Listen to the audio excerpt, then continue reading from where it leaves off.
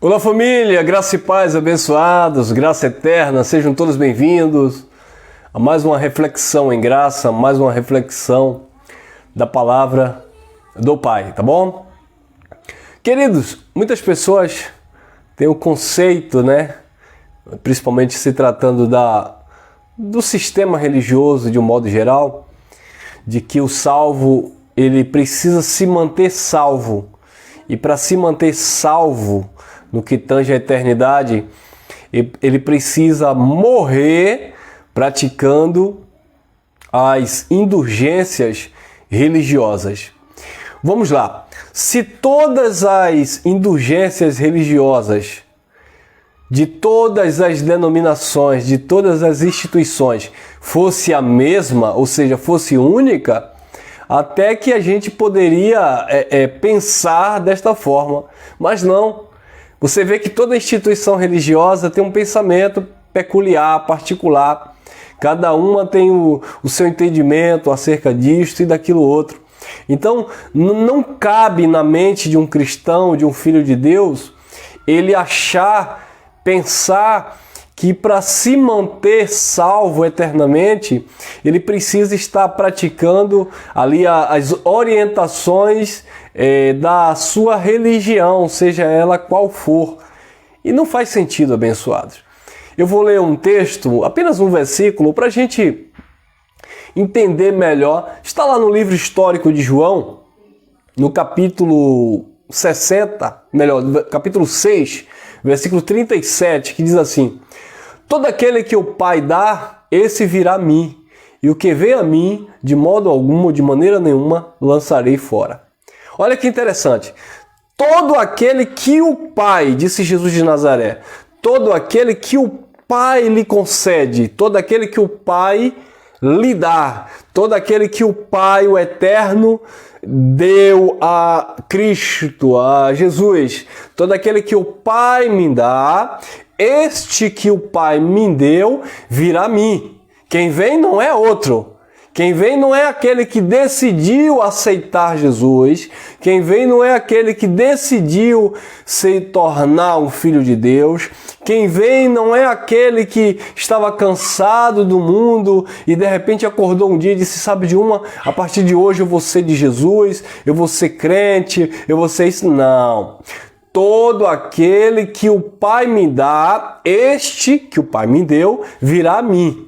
E este que vem a mim, porque só vem porque o Pai deu, nunca, de modo algum, o lançarei fora. A pergunta é, irmãos, cadê o famoso livre-arbítrio para a vida eterna? Simplesmente não existe. Ele não existe porque dentro dos contextos históricos, bíblicos, nós vamos ver que no que tange à eternidade, nunca dependeu do homem escolher a vida eterna, a salvação ou a perdição. Sempre passou pela mão de Deus, pelo próprio Criador. Olha, João 6,37, todo aquele que o Pai me dá, esse que o Pai me deu é que vem a mim. E esse que vem a mim, de maneira nenhuma eu lanço fora. Ah, irmão, tá vendo? Tem que ir a Ele, tem que vir a Jesus. Ou seja, tem que aceitar a Jesus. Mas ninguém aceita, ninguém confessa, ninguém vem a Jesus se não foi concedido por Deus. Todo aquele que o Pai me dá, disse Jesus, este que o Pai me deu é que vem a mim. E o que vem a mim, de maneira nenhuma eu lançarei fora, ou seja, não se perde. Ninguém vem a Jesus porque decidiu vir, só vem porque o Pai concedeu. E se veio, não se perde de modo algum. Por quê?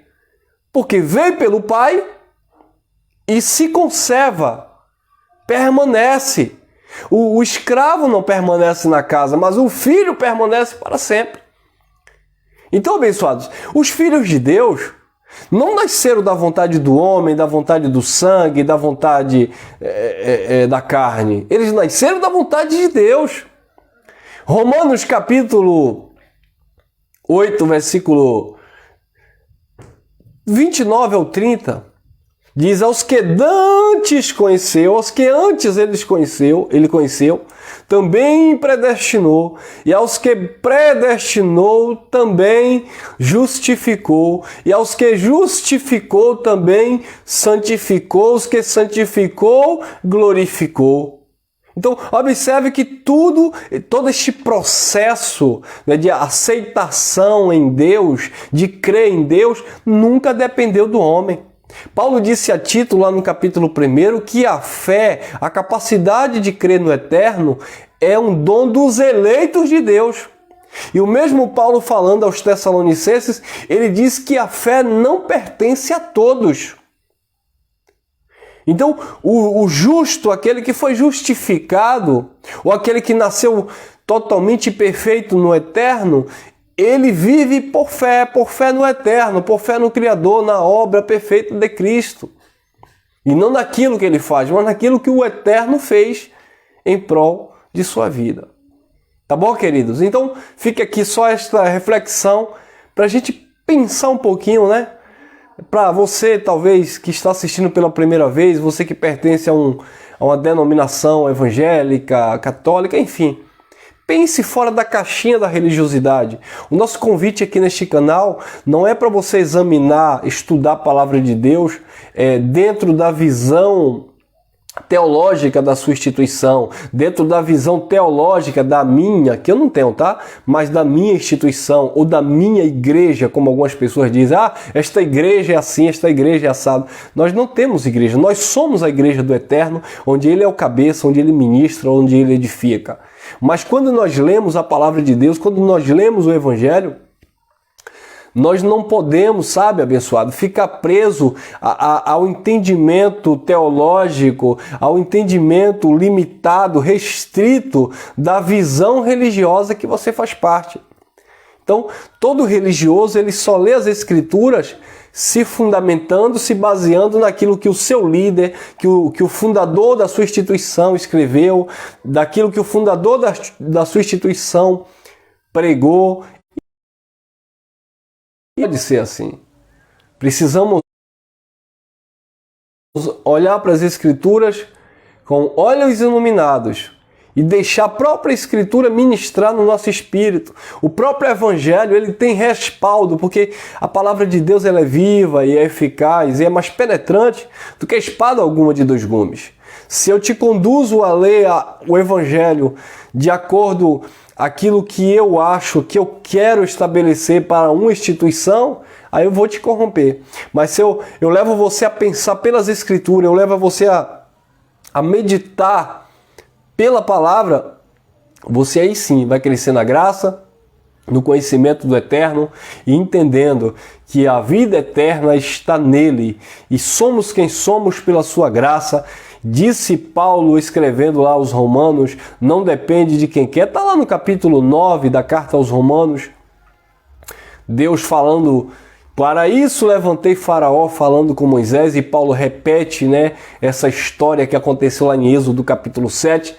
Paulo diz: por isso Deus falou a Moisés, para isto levantei Faraó, para nele manifestar minha grandeza, o meu poder. Ele endureceu o coração de Faraó para manifestar o seu senhorio e a sua onisciência, a sua onipotência, a sua onipresença.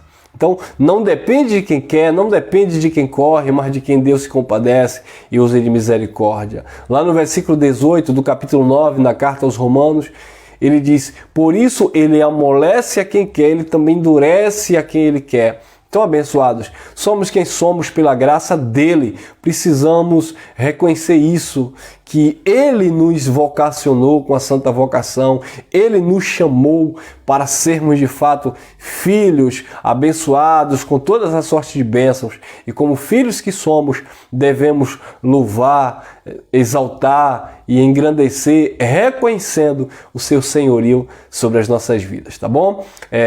Deixo aqui essa reflexão.